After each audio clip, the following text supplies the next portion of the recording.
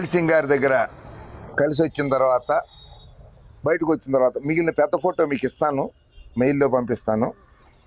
163 మంది ఎమ్మెల్యేస్ రాష్ట్రపతి భవనంలో ఉన్నది. ఇంకా చాలా ఫోటోలు ఉన్నాయి, తీసుకురావాల్సినవి ఉన్నాయి, చూపిస్తాను. అది కూడా మీకు మెయిల్లో కూడా పంపిస్తాను.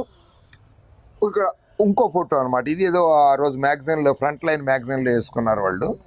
అది చిక్కాల రామచంద్రరావు ఎమ్మెల్యే, తిప్పరాజు రమేష్ బాబు. ఆ రోజు ఎల్లో షర్టే ఉంది, నాకు పచ్చ చొక్కాలోనే ఉన్నా నేను. ఆ రోజు తమరు ఎక్కడున్నారు చంద్రబాబు గారు? ప్రజాస్వామ్య పరిరక్షణ ఉద్యమంలో తమరి పాత్ర ఏంటి? ఎన్టీ రామారావు గారికి సహాయపడ్డారా పూర్తిగా, హృదయపూర్వకంగా? పడలేదు. సరే, అయిపోయిన తర్వాత రాష్ట్రపతి గారు తన అధికారాన్ని ఉపయోగించి నేను ఎమ్మెల్యేని కౌంట్ చేశాను, 163 మంది ఉన్నారు అని ప్రధానమంత్రి గారికి లేఖ రాయటం, ప్రధానమంత్రి మళ్ళీ హోంమంత్రి పివి నరసింహారావు గారికి లేఖ రాయటం, గవర్నర్ గారికి ఆదేశాలు జారీ చేయడం, గవర్నర్ గారు ప్రత్యేక శాసనసభ సమావేశాలను పిలిపించి శాసనసభలో బల నిరూపణ చేసుకోమంటాం జరిగింది. ఈ లోపల సాఫ్ట్వేర్ సూర్యకి, హనుమంతరావు గారు ఈ బ్యాచ్ రాగానే ఇది టైం పట్టింది అనమాట. వాళ్ళు కూడా పొలిటికల్ డెసిషన్ తీసుకోవాలంటే లెటర్ రాగానే ఈ రోజులాగా మెయిల్లో రిప్లై కొట్టేయటం కాదు కదా, పాతకాలమే కదా. సో ఆలోచన చేయాలి, రాజకీయం కూడా అది. సో డేట్ టైం అవుతుంది. సరే, ఏం చేద్దాము, ఇక్కడి నుంచి షిఫ్ట్ చేయాలి వీళ్ళని అంటే, బాబు మనం ఎక్కడికి వెళ్తే బాగుంటుంది, యూపీ ఎటన్నా వెళ్దామా? ఎందుకు సార్, మళ్ళీ గవర్నర్ గారు పిలిచారనుకోండి, అక్కడి నుంచి ఫ్లైట్లు దొరకకపోయినా కష్టం మనకి.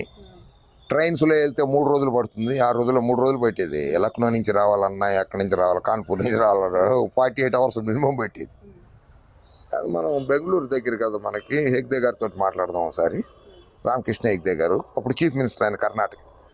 ఆయన ఇస్తారు మనకి, ఆయన అడుగుదాము అని రామకృష్ణ గారు హెగ్దే గారితో మాట్లాడమంటే అన్నగారు మాట్లాడారు.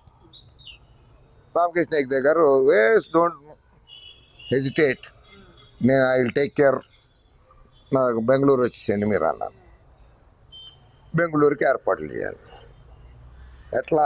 ట్రైన్లో వెళ్ళలేము, ఫ్లైట్లో అప్పుడు ఇన్ని రకాల ఫ్లైట్లు లేవు, ఇండియన్ ఎయిర్లైన్స్ ఫ్లైట్లే. అది పొద్దున ఒకటి సాయంత్రం ఒకటే ఉంటాయి బెంగళూరుకి. అందులో ఎప్పుడో టికెట్లు బుక్ చేసుకున్న వాళ్ళు ఉంటారు. సో స్పెషల్ ఫ్లైట్ బుక్ చేయాలి. సో నేను వెళ్ళాను, లెటర్ పట్టుకుని ఇండియన్ ఎయిర్లైన్స్ ఆఫీస్కి వెళ్ళాను. కాంచన్జంగా బిల్డింగ్, కనాట్ ప్లేస్, న్యూఢిల్లీ, అడ్రస్లతో సహా చెప్తున్నా. వెళ్తే, అబ్బాయి మీకు ఫ్లైట్ ఇవ్వం, పాడేమో, మీకు ఫ్లైట్ ఇస్తే ఉద్యోగాలు పోతాయి మాకు, మీకు హోటల్లే దొరకలేదు, బస్సులే దొరకలేదు, ఈ ఫ్లైట్ మేము ఇస్తే మా ఉద్యోగాలు పోతాయి, మేము లేదు. ఖుర్షీద్ ఆలం ఖాన్ గారు సివిల్ ఏవియేషన్ మినిస్టర్. నేను వెళ్ళాను ఆయన దగ్గరికి. వెళ్ళి, ఇట్లా కావాలి, ఐ ట్రై, अब आधा घंटा इंतजार करेंगे అని అడిగాడు. ఉన్నాయి సార్, ఆధా గంటనే 1 గంట ఇంతజారు కడతాం అని చెప్పి అక్కడ కూర్చున్నా. 1 గంట సేపు కూర్చోమన్నా, అరగంట కూర్చోమన్నాడు, కూర్చున్నాను నేను. ఆయన ఈ లోపల వెళ్ళారు, పిఎం గారితో మాట్లాడుకున్నాడు, పివి గారితో, హోంమంత్రి గారు కదా, ఆయనతో, తెలుగు రాష్ట్రం వాడు కదా. సో ఆయన దగ్గర ఏమైనా సలహా తీసుకున్నాయి, ఆయన దగ్గర సలహా తీసుకుని ఇందిరాగాంధీతో మాట్లాడారు. ఏం చేశారో మొత్తానికి ½ అన్ అవర్ తర్వాత వచ్చి మీకు లెటర్ మీద సంతకం పెట్టాడు, ఫ్లైట్ అలాట్ చేయండి వీళ్ళకి.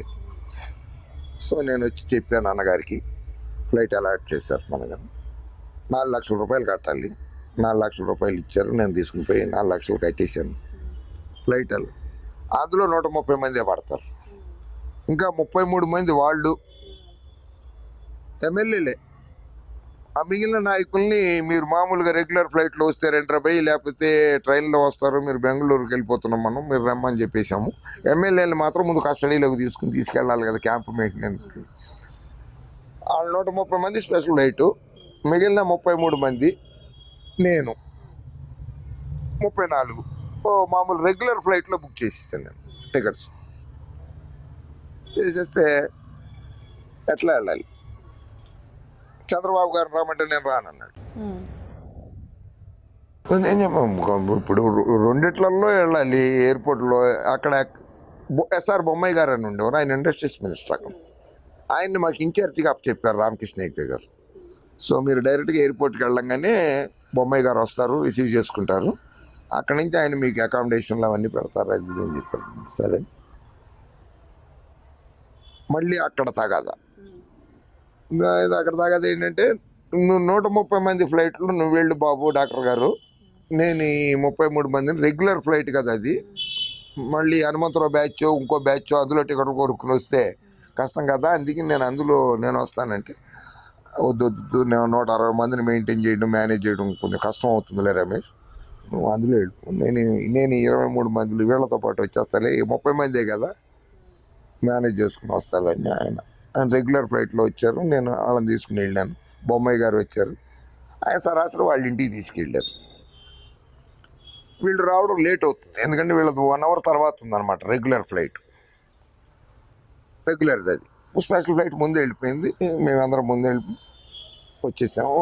ఆయన ఇంటికి తీసుకొచ్చాడు. ఆయన ఇల్లు చాలా పెద్దది, మంత్రి గారి క్వార్టర్ కదా, విశాలంగా ఉంది. అక్కడే టిఫిన్లు అవి ఏర్పాటు చేశాడు. భోజనం కాదు, టిఫిన్లు, హై టిఫిన్ అవన్నీ ఏర్పాటు చేశాడు. ఈ లోపలే ఆ ఫ్లైట్ కూడా వచ్చేసింది, వాళ్ళు కూడా వచ్చేసారు. వచ్చేసిన తర్వాత అందరినీ అక్కడ కూడా 200 మందికి రూమ్లు ఒకటే హోటల్లో దొరకలా. ఆయన ఏం చేశాడు, ఒక హోటల్లో 40 మందిని, ఒక హోటల్లో 50 మందిని, ఒక హోటల్లో 60 మందిని ఇట్లా పెట్టాడు. 4 హోటల్లో పెట్టాడు. కష్టం, ఇబ్బంది అయిపోయింది నాకు, చాలా ఇబ్బంది పడి 4 హోటల్. మళ్ళీ ఈ బ్యాచ్ వచ్చేసింది, హనుమంతరావు అండ్ కంపెనీ. వాళ్ళు హోటల్ అన్నీ తిరిగేస్తున్నారు సూట్ కేసులు పట్టుకుని, ఎవరెవరు దొరుకుతారో తీసుకెళ్ళిపోదాం. ఓ పాపము నీతి నిజాయితీ నిబద్ధతగానే ఉన్నారు ఎమ్మెల్యేలు, శాసనసభ్యులు, దొరకలేదు. అయినా సరే మన జాగ్రత్తలో మనం ఉంటాం మంచిది కదా అని మళ్ళీ హెగ్డే గారితో చెప్పడం జరిగింది. అయ్యా మళ్ళీ వచ్చేసారు అయ్యా వీళ్ళు, అందులో 4 చోట్ల పెట్టారు మీరు. అక్కడ మేము ఢిల్లీలో ఒక చోట ఉంటేనే ఇబ్బంది పడ్డాం, ఇక్కడ 4 చోట్ల పెట్టారు మీరు. సరే నేను మైసూరు పంపిస్తాను. మైసూరు పంపించాను. బెంగళూరు నుంచి మైసూరుకు బస్సుల్లో మేము వెళ్ళేది. అక్కడ పాపం సింగిల్ హోటల్లోనే 5 స్టార్ హోటల్లో పెట్టారు. ఆయన తప్పేం లేదు, పెట్టారు. కొన్ని రూమ్లు ఖాళీగా ఉంటాయి కదా.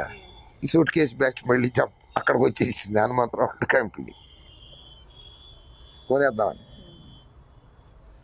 రామేశ్వరం పోయినా శనీశ్వరం దాపట్లేదురా మనకు బాబు, మన ఎంబడి పడిపోయారు వీళ్ళు, ఎట్లాగరా నాయన వీళ్ళని తప్పించుకుంటాం అని ఆలోచించి, సార్ ఇక మేము ఇబ్బంది పడుతున్నాము, ఇంకేదన్నా చూడండి సార్ అని చెప్పి మళ్ళీ హెగ్డే గారిని అడిగాం.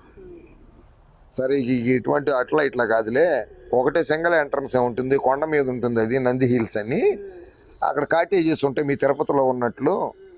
అయితే అంత వీవీఐపీ కాటేజీలు లాగా ఉండవు, మామూలుగా ఉంటాయి మీడియం లాగానే, తిరుపతిలో లాగా కొన్ని అట్లా ఉంటాయి, కొన్ని వీఐపీ ఉన్నాయి కదా. ఈరోజు పాతకాలంలో ఇట్లా అన్నీ లేవు కదా, ఏసీలు లేవు అసలు తిరుపతిలో. పాతకాలంలో అన్నీ నాన్ ఏసీ రూమ్సే ఉండేవి తిరుపతిలో. అలా అటువంటివి ఉన్నది, అక్కడ పెట్టేస్తాను, అవి ఎవడు రాలేడు అక్కడికి అని చెప్పి, మంచిది ఇది బాగుందిరా అని చెప్పి ఈసారి నేనేం చేస్తానంటే అక్కడ లోపలికి కూడా రానివ్వకుండా ఉండడానికి 40 మంది ప్రైవేట్ సెక్యూరిటీ పార్టీ కార్యకర్తలని, జనతా పార్టీ కార్యకర్తలను పంపిస్తానని ఆయన 40 మందిని మంచి బాడీ బిల్డర్స్ అటువంటి, ఇవాళ రేపు ఏదో వాళ్ళని కొత్త పేరు పెట్టి పిలుస్తున్నారు, బౌన్సర్స్ అంటున్నారు. అటువంటి వాళ్ళని 40 మందిని ఇచ్చారు. సింగిల్ ఎంట్రన్స్ అక్కడ ఉండేది. ఇక్కడ దానికి ఒక గార్డ్ రూమ్ ఉన్నది, చిన్నది, అది కూడా మేము కూడా పంతాలు తెచ్చుకున్నాం. అప్పుడు మాత్రం చంద్రబాబు నాయుడు గారు, వెంకయ్య నాయుడు గారు, లేకపోతే చంద్రబాబు నాయుడు గారు, విద్యాసాగర్ గారు పొద్దున 7 నుంచి మధ్యాహ్నం 2 వరకు గేటు దగ్గర, ఎవరు ఎమ్మెల్యేలు ఎవరు బయటికి వెళ్ళిపోకుండా ఉండటం. మధ్యాహ్నం పూట ఇంకో బ్యాచ్, రాత్రి ముద్దసాని దామోదర్ రెడ్డి వాళ్ళు, రాత్రికి నేను ఆరేటి కోటయ్య గారు, ముసలాయన పాప పెద్ద ఆయన రాత్రి 8 నుంచి పొద్దున 6 వరకు గేటు దగ్గర కాపలా కాసేవాడు. వినాయక చవితి వచ్చింది, ఆ కొండ మీద ఒక వినాయకుడు గుడి ఉంది. సూట్ కేసు బ్యాచ్, ఓ 10 కొబ్బరికాయలు, 2 అగరబత్తి ప్యాకెట్లు, అంత కర్పూరం ప్యాకెట్, ఓ డజన్ అరటిపళ్ళు వేసుకుని మళ్ళీ వచ్చేసారు హనుమంతరావు అనుకో అక్కడికి. ఇంకా ఎన్ని రోజులు ఉండాలి ఎమ్మెల్యేస్ అక్కడ? అంటే గవర్నర్ గారికి నోటిఫికేషన్ ఇవ్వాలి ప్రత్యేక శాసనసభ సమావేశాలకి. ఇచ్చి మిస్టర్ ఎన్టీ రామారావు నువ్వు బల నిరూపణ చేసుకొని చెప్పాలన్నమాట. అప్పటి వరకు ఉండాలి. సో వినాయక చవితి మళ్ళీ ఆ కొబ్బరికాయలు అగరబత్తులు ప్యాకెట్లు పట్టుకుని మేము దర్శనానికి వచ్చాం, దర్శనానికి వెళ్ళినామన్నాను. వీళ్ళు బౌన్సర్స్ రానివని అంటారు, ఈ బాడీ బిల్డర్స్. గొడవ జరుగుతుంది. నేను వెళ్ళి బాబు గారు మళ్ళీ వచ్చేసారు బ్యాచ్, కొండ మీద గుడికి వెళ్తానంటున్నారు. ఇప్పుడు గుడికి వెళ్ళినా పోతే వాళ్ళు ప్రజాప్రతినిధులు, మరి అల్లకల్లో గొడవలు అవుతాయి, ప్రజాప్రతినిధులను గొడవల్లోకి వెళ్ళడం లేదు అని హెగ్దే గారికి కూడా అపవాదం వస్తుంది కర్ణాటక ప్రభుత్వానికి, మనతోటి కూడా కాకుండా ఆయనతోటి కూడా. ఇంకా వాళ్ళు ఏదైనా కసి మాట్లాడితే కుట్టినా కొడతారు ఆ బౌన్సర్లు. అది మరీ రచ్చరచ్చ అవుతుంది. అప్పుడు మాట్లాడదాం రా, నేను వస్తే ఇంకా ఎక్కువ అవుతుందేమో అల్లరి, చూడు జాగ్రత్తగా ఇళ్ళు, సాగర్ని పంపిస్తాను, విద్యాసాగర్ రావుని, వెంకయ్యని పంపిస్తాము. అసలు కమాస్కి నువ్వు వాడికి పడి సావదు కదా, నువ్వు ఎందుకు మళ్ళీ వాళ్ళని పంపించి అక్కడ లేనిపోయిన ఆ రకమైన తగాదాలు తీసుకొస్తావు. సరే విద్యాసాగర్ని పంపి చూస్తాను. సరే విద్యాసాగర్ వచ్చే లోపే నేనే ఒక డెసిషన్ తీసుకున్నా. పోతే దేవుడి దగ్గరికి అంటున్నారు కదా, రే బాబు మీరు ఈ కార్లు తీసుకోండి అని ఆ బాడీ బిల్డర్స్కి బౌన్సర్స్కి చెప్పాను. చక్కగా వీళ్ళు వెనకాల గుడి దగ్గరికి వెళ్ళండి, గుళ్ళో దర్శనం చేయించుకునివ్వండి. వాళ్ళు అన్న ఫాలో తీసుకొచ్చి గేటు బయటికి పంపించేసారు. ఇంకేదైనా జరిగిందనుకో ఉతికేసేయండి అక్కడ లోపల, ఆ తర్వాత చూసుకుందాం. ఇక ఎమ్మెల్యేల దగ్గరికి కాటేజీల దగ్గరికి వెళ్తే మాత్రం ఉతికేయండి. సరే వాళ్ళు వెళ్ళారు. పాపం వాళ్ళు కూడా ఓహో ఇక వీలు పడదనుకున్నారు, గుళ్ళోకి వెళ్ళారు, దండం పెట్టుకున్నారు. తగ్గ వాళ్ళ దారిని వాళ్ళు వచ్చేసారు, వెళ్ళిపోయారు.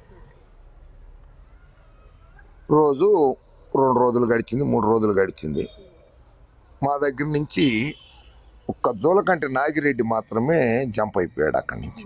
అది కూడా అక్కడికి వెళ్ళిన తర్వాత రాలా, హైదరాబాద్ వచ్చిన తర్వాత జంప్ అయ్యాడు అతను, జోలకంటి నాగిరెడ్డి. సరే హైదరాబాదు గవర్నర్ గారు నోటిఫికేషన్ ఇచ్చారు అసెంబ్లీ సెషన్కి. దారిలో బస్సుల్లో వస్తున్నాము, అక్కడ కూడా మమ్మల్ని నానా రకాలైనటువంటి ఇబ్బందులు పెట్టేశారు. మామూలుగా పెట్టలేదు, చాలా పెట్టారు. అయినా సరే అన్నీ అధిగమించుకుని హైదరాబాద్ వచ్చి స్టూడియోలో పెట్టేసి అందరినీ అక్కడి నుంచి మళ్ళీ అసెంబ్లీకి వచ్చాం. అసెంబ్లీలో కూడా చాలా నాటకీయ పరిణామాలు జరిగిపోయినాయి. ఏ రాష్ట్ర శాసనసభలో జరిగినటువంటి, భారతదేశంలో ఏ రాష్ట్ర శాసనసభలో జరిగినటువంటి పరిణామాలు కూడా జరిగిపోయినాయి. ఏం జరిగాయి? స్పీకర్ గారు రాజీనామా, తంగి సత్యనారాయణ రాజీనామా చేసి మరి ఎవడో లెక్క పెట్టాలి శాసనసభ్యుల్ని. కొత్త స్పీకర్ని ఎన్నుకోవాలి. కొత్త స్పీకర్ని ఎన్నుకోవాలన్నా ప్రోటమ్ స్పీకర్, పోనీ ప్రోటమ్ స్పీకర్ ఆయన అసదుద్దీన్ ఓవైసీ, అక్బరుద్దీన్ వాళ్ళ ఫాదరు సుల్తాన్ సలావుద్దీన్ ఓవైసీ, ఆయన సీనియర్ మెంబర్ కనుక ఆయన ప్రోటమ్ స్పీకర్. ఆయన ఒక గంట సేపు ఉండి స్పీచ్లు అవి ఉంటాయి కదా బల నిరూపణకు ముందు, అయ్యే లోపల ఓ ఎన్టీ రామారావు గారి మీద 4 కాగితాలు కిరాటేసేసి ఆయన రాజీనామా. తర్వాత ఇంకో స్పీకరు. సరే ఇక వాళ్ళకి అర్థమైపోయింది, 163 మంది ఉన్నారు ఇక్కడ, 62 మంది అయిపోయారు, ఒకడు వెళ్ళిపోయారు కదా. సో నో ప్రాబ్లం అన్నీ లెక్క పెట్టేసేసి బలం ఉంది ఎన్టీ రామారావు గారికి అని చెప్పి గవర్నర్కి రిపోర్ట్ పంపించారు. భాస్కర్ రావు గారు రాజీనామా చేశారు. ఇది కరెక్ట్గా 1 మంత్ ప్రాసెస్ జరిగింది, 1 నెల రోజులు కరెక్ట్ ఈ మొత్తం ఎపిసోడ్కి. కానీ సార్ నాదెండ్ల భాస్కర్ రావు గారు ఈ మధ్య చాలా ఇంటర్వ్యూస్ ఇచ్చారు కదా. సో ఒకలాంటి ఇంకా ఎన్టీఆర్ గారు చనిపోయారు, అంతా జరిగిపోయింది, ఒకలాంటి ద్వేషభావంతో కూడిన మాటలైతే విన్నాము. ఆయన పర్సనల్ లైఫ్ గురించి చాలా డ్యామేజ్గా మాట్లాడిన సందర్భాలు కూడా ఉన్నాయి. సో మీరు మొదటి నుంచి ఉన్నారు కాబట్టి నాదెండ్ల భాస్కర్ రావు చేసిన వ్యాఖ్యల్లో నిజం ఎంత ఉంది అంటారు? నేను నాదెండ్ల భాస్కర్ రావు గారి వీడియోస్ 1, 2, 3 చూశాను. ఆయన చేసిన వ్యాఖ్యల మీద నేను కామెంట్ చేయను. అది ఒక మాజీ ముఖ్యమంత్రి, లోక్సభ మాజీ సభ్యుడు, మాజీ రాష్ట్ర మంత్రి, సుదీర్ఘ రాజకీయ అనుభవం ఉన్నటువంటి పెద్ద మనిషి, ఒక లాయర్ కూడా ఆయన వృత్తిపరంగా కూడా లాయరు. అటువంటి పెద్ద మనిషి ఆయన విజ్ఞతకు వదిలేస్తాను నేను. సత్యాలు మాట్లాడాలి. ఎక్కువ కాలం బతకం మనం. ఈ భూమి మీద మనం ఏమి శాశ్వతంగా ఉండం. ఈ 40 ఏళ్ళుని 30 ఏళ్ళు అయిపోయింది. 1984, 94, 2004, 2014, 35 ఏళ్ల తర్వాత మామూలు ఛానల్స్లో కాకుండా, రెగ్యులర్ ఛానల్స్లో కాకుండా, శాటిలైట్ ఛానల్స్లో కాకుండా, శాటిలైట్ టీవీస్లో కాకుండా, యూట్యూబ్ దాని మీద కేసులు పెట్టుకోవాలంటే చాలా ఇవి ఉన్నాయి కనుక లేనిపోని అసత్యాలు, అపవాదులు ప్రచారం చేసేసి సింపతి ఎవరి కోసం అంటే, నీ కొడుకు వైఎస్ఆర్సీపీలో చేరాడు కనుక వైఎస్ఆర్సీపీకి మద్దతు కావాలి కనుక, నీ కొడుకుని అక్కడ మంత్రిని చేయించుకోవాలి కనుక, వైఎస్ఆర్సీపీ అధికారంలోకి అక్కడికి వచ్చేయాలి కనుక నీ ఎన్టీ రామారావు గారి మీద లేనిపోయిన అసత్యాలు ప్రచారాలు చేస్తూ, లేకపోతే ఆ కుటుంబం మీద చేస్తూ, చంద్రబాబు మీద చేస్తూ, ఆయన అందరి మీద చేసేస్తున్నాడు. ఎవరు కనపడితే వాళ్ళ మీద అసత్య ప్రచారాలు చేసేస్తున్నారు. అది ఆయన విజ్ఞతకే వదిలేస్తాను నేను ఇప్పటికీ కూడా.